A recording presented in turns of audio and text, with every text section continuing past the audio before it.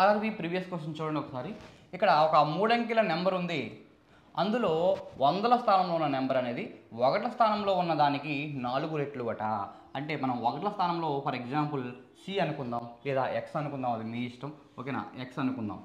అయితే ఇది 4 రెట్లు కాబట్టి 4x అవుతుంది, అంతేనా. 4x అవుతుంది. అలాగే పదుల స్థానంలో ఉన్నది యూనిట్ డిజిట్కి 3 రెట్లు, థ్రైస్ అన్నాడు. సో దీనికి ఇది 3 రెట్లు, అంటే ఇదేమో ఎక్స్ కాబట్టి ఇది 3x అవుతుంది.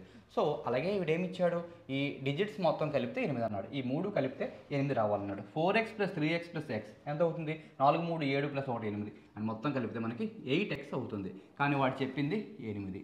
సో x ఏమవుతుంది, 8x 8 అయితే x 1 అవుతుంది. సో x అనేది 1, ఇది 3x అంటే 3 1 3, ఇది 4x అంటే 4 1 4.